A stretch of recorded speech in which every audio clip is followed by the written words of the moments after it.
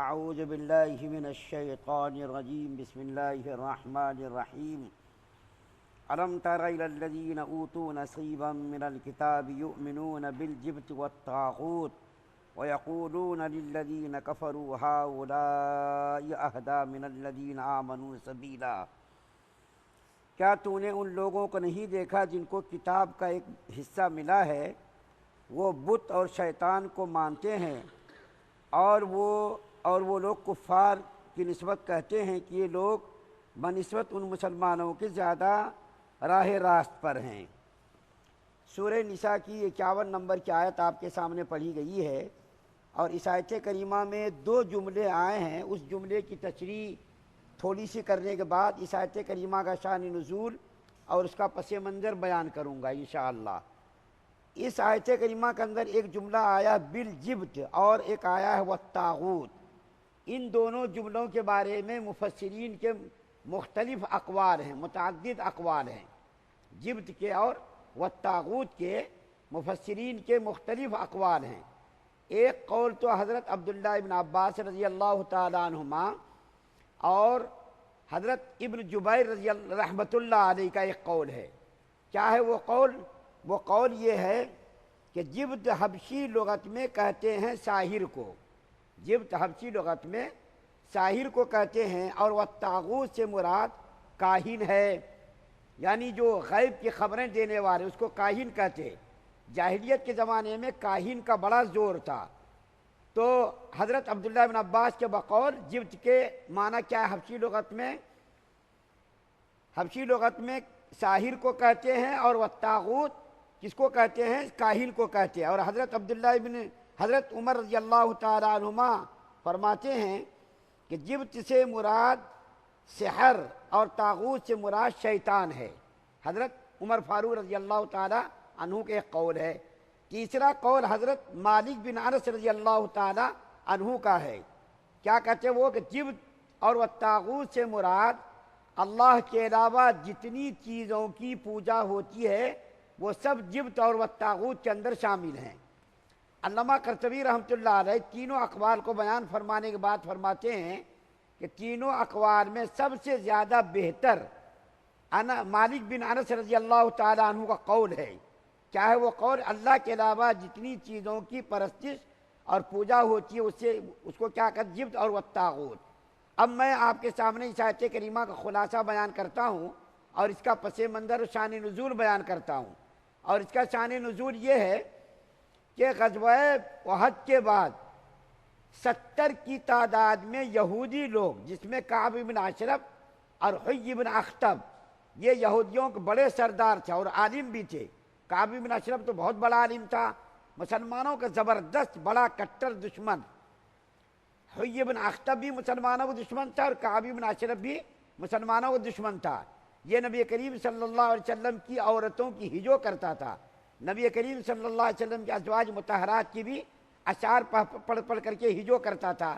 تو غزوہ احد کے بعد یہ 70 آدمی مکہ آئے، اور مکہ آ کر کے مکے کے بڑے بڑے جو سردار تھے ان سرداران نے مکہ سے ملاقات کی، اور ملاقات کر کے ان تمام نے مسلمانوں کے خلاف سب کفار کو بھڑکایا کہ دیکھو مسلمانوں نے تم کو ایسا نقصان پہنچایا اور ویسا نقصان پہنچایا، تم لوگ جو ہے حملے کے لیے تیار ہو جاؤ، ہم تمہارا ساتھ دیں گے، اور تم لوگ باہر سے حملہ کرو، ہم اندر سے مسلمانوں کو کچل دیں گے، مسل دیں گے، ان کو مریا میٹ کر دیں گے، ان کا نام و نشان مٹا دیں گے۔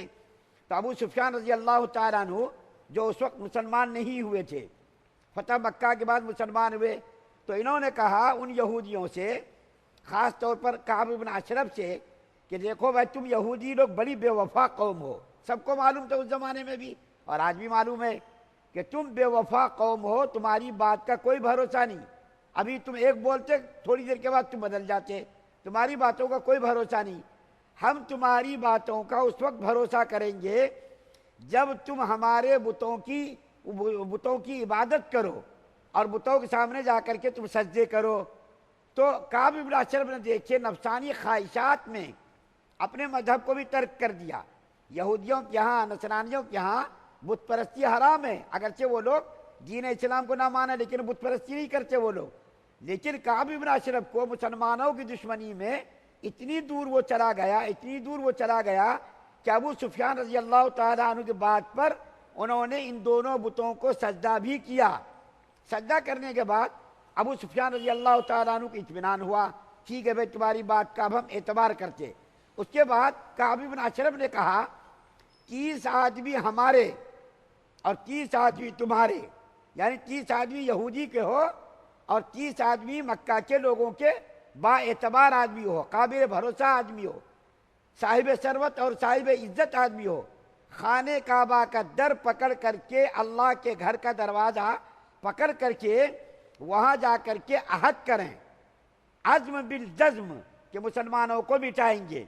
دیکھیے اللہ تعالیٰ کی رحیمی اور اللہ تعالیٰ کی کریمی، دیکھیے کہ اللہ تعالیٰ کے دین اسلام کو، دین برحق کو مٹانے کا عہد کہاں کر رہے ہیں؟ خانہ کعبہ کا در پکڑ کر کے۔ خانہ کعبہ اللہ کا گھر ہے اور وہاں جا کر کے یہ لوگ اسلام کو مٹانے کی قسمیں کھا رہے ہیں۔ اللہ تعالیٰ کی رحیمی دیکھیے، اگر اللہ تعالیٰ چاہتے تو ان لوگوں کو عذاب کے اندر اسی وقت مبتلا کر دیتے، لیکن اللہ تعالیٰ جو ہے دیکھیے صبر کر رہے ہیں۔ اللہ تعالیٰ صبر، ضبط، حلم دیکھیے کہ خانہ کعبہ کا در پکڑ کر کے وہ دین کو مٹانے کی قسمیں کھا رہے ہیں۔ اس کے بعد ان لوگوں نے قسمیں کھا لی تو ابو سفیان رضی اللہ تعالیٰ عنہ نے ان سے پوچھا، یہ بتاؤ اے کعب بن اشرف، تم یہودیوں کے بہت بڑے عالم ہو، تم کو معلوم ہے دین برحق کون ہے، دین غلط کون ہے، سچا دین کون سا ہے؟ میرا دین سچا ہے کہ محمد صلی اللہ علیہ وسلم کا دین سچا ہے؟ تو کعب بن اشرف نے کہا اچھا ٹھیک ہے، تم ذرا اپنے دین کے بارے میں بتاؤ، تمہارے دین کی خصوصیات کیا ہے، تمہارے مذہب میں کن کن چیزوں کو اہمیت دی جاتی ہے؟